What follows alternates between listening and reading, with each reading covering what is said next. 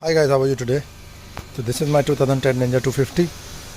This is a 34 bhp 250 twin cylinder motorcycle, a direct CBU import. I bought it back in 2010 for 3 lakhs. Now why I'm making this video is because I really find this bike very hot. Okay, and the reason I'm making this video is because there are a lot of them on sale right now, and I just wanted to make that if you have a Ninja 250 or you want to buy one, how relevant is this motorcycle, all these KTM, Javas, Enfield, and etc coming in. So we'll just discuss that in my ride review, which is right after this. So just have a look and decide for yourself.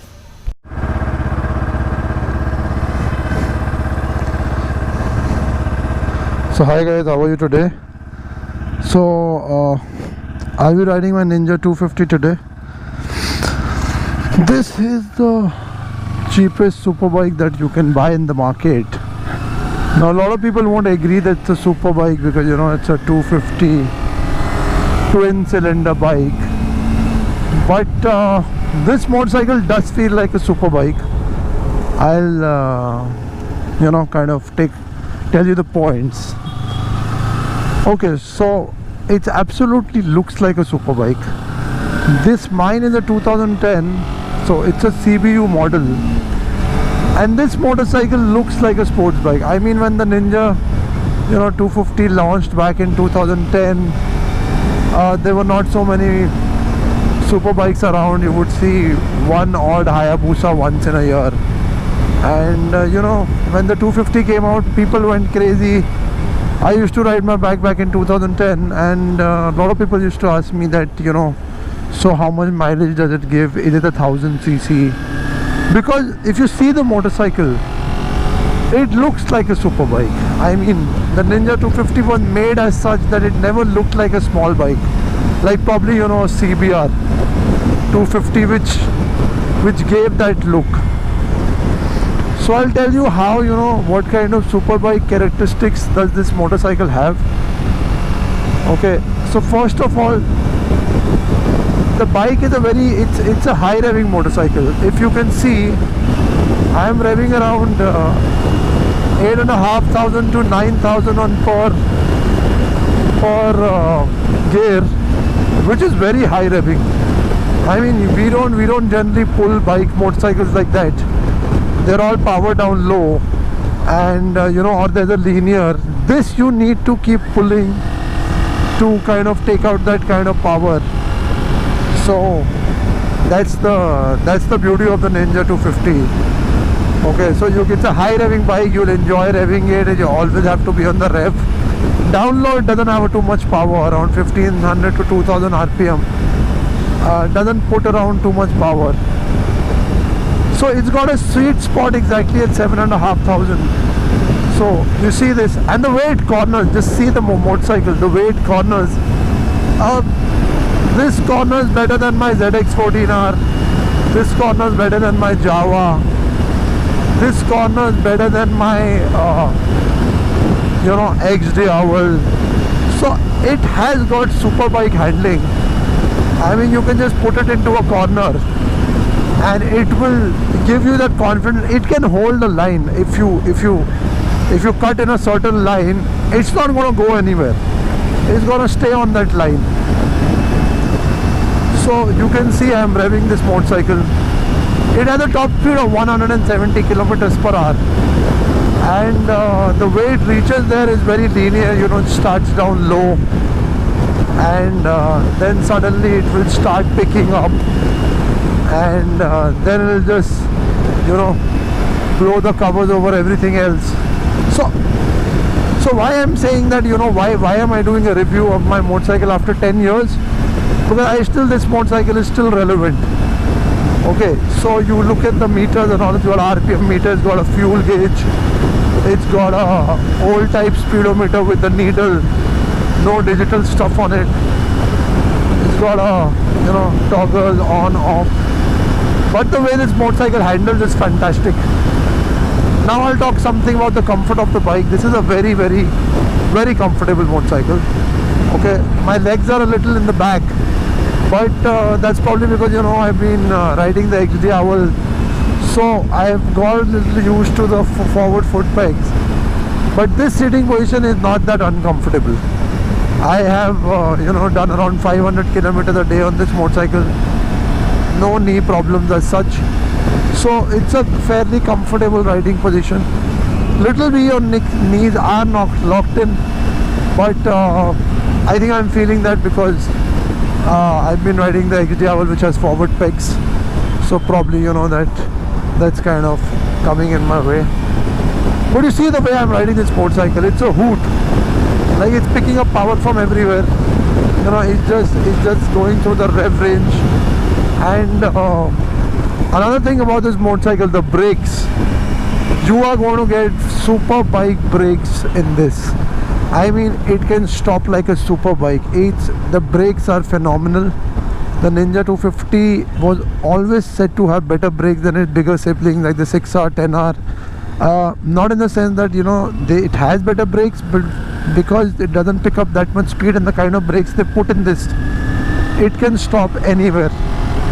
I mean, it's fantastic the way this bike has been built. Now, why I call it India's cheapest super bike, because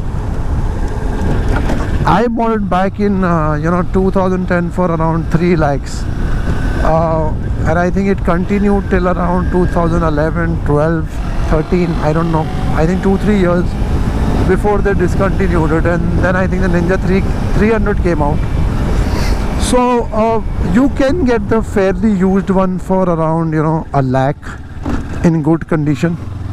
And you saw that bump, oh, it absorbs the shockers like anything. There is no it's a very, very, very comfortable bike. I mean, the shockers are fantastic, you don't really feel the bumps. So it's a 250cc, but this is one motorcycle which I can't really take out any faults in. It's got a fantastic seat, it's got a high revving engine, you enjoy taking it there. Okay, it corners really well. I mean, the shockers are really good. If there's one odd kind of problem I think that there is in this motorcycle, then it's probably the low down. It doesn't have any grunt, so it's not a motorcycle you want to ride in traffic because you won't enjoy it. It doesn't have any power low down, so that's where the the kind of CBR 250 was a better motorcycle than this for traffic, because that kind of always had that grunt down low, and you could kind of in traffic navigate it. You see, now I've slowed down, so it takes time to pick up. It starts picking up after the 6,000 RPM mark. And so get an empty road here, so I'll just show you how fast this, see, so in every gear it's going around 9,000 RPM, 10,000 RPMs. That's where it starts picking up from. Now it's in a comfortable zone. The power band is hit. Now it's going to start. Now this is where you want to be. This is where you need to be, and fantastic. I'm having a lot of fun. Look, so this must be going around 160, 170 right now, and see the way I'm cornering it. Just go into a corner, the motorcycle just kind of adds you in there. Little bit of bumps, no worries, my back's not gonna be injured. Here comes another curve, so I'll just show you. See, the Ninja 250 picks up a line, and then you can just keep it in that line. How many motorcycles do that? So should you kind of wait another corner coming, I'll just take it. See, the way it corners, it just goes into a corner, kind of pulling up there. Oh, I'm having so much fun. Yeah.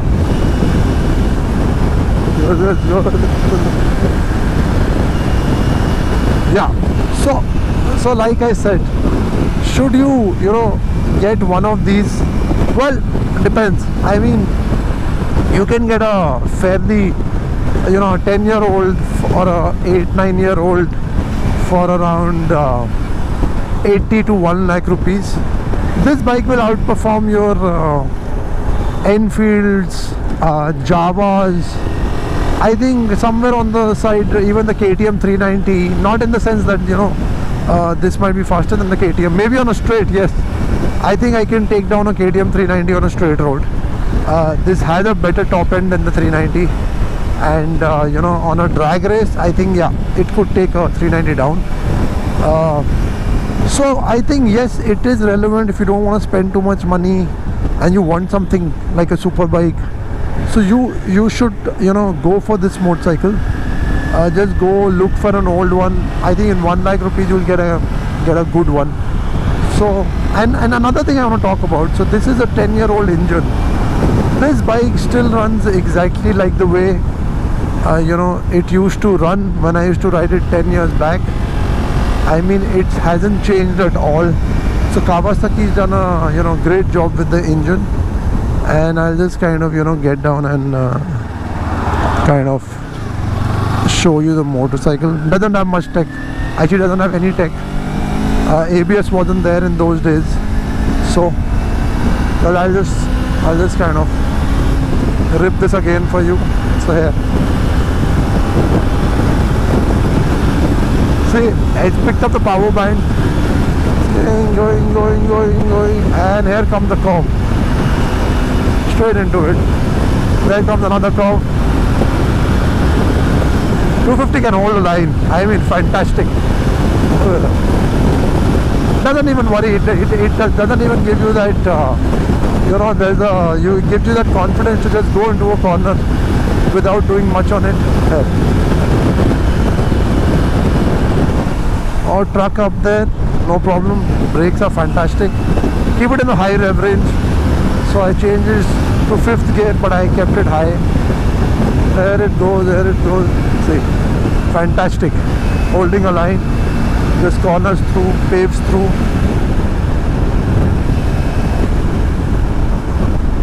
Bad roads, no problem. You know, this is just gonna take them in stride. Here. But you gotta keep the revs up high. I mean, as soon as you know, kind of go down too much, it is gonna take time to kind of pick up. So am I having fun on this? Yes, I am having a lot of fun on the motorcycle. Here you see, this is kind of a off-roading patch, and I have no worries. If it was an XDiavel or even the Java for that matter, I could have, you know, kind of braked. But on the 250, I am just like piling through. Because I know the suspension is so good, it's not going to hurt my back. I mean, my back is totally safe. See, a couple of trucks here. So, also the parts for this are available at the showroom. I had a battery issue, and you don't get the battery for this easily, but the KTM 390 battery fits this, and that's for around like some 1800 rupees. So I got that fitted. So you know, and now the bike is active. I just got it put, and the motorcycle is running fantastically. So do you want to get one of these? See, it totally depends. I mean, if I would get one of these, because this does everything perfectly. So there's nothing wrong with the motorcycle. You will have to, you know, kind of see the bike, just see that how many kilometers has it done, etc., you know, before you make a choice on whether you want to buy a used motorcycle. So then you will have to go and kind of check the kilometers. Has it done too many kilometers? Like this one's done around 53,000 kilometers, and it's still, the engine works perfectly fine. But then it is my motorcycle, I've kept it properly. Somebody might not have. So just check for anything below the, you know, 15,000-20,000 kilometers kind of range, and I think then you can just kind of go for it. If you are in that mood, then you can just do that. Anyway, I've reached my destination, and so this is the motorcycle. Fantastic motorcycle, you can see it. So great. Thank you so much, guys. I'll log off now and probably catch you next time.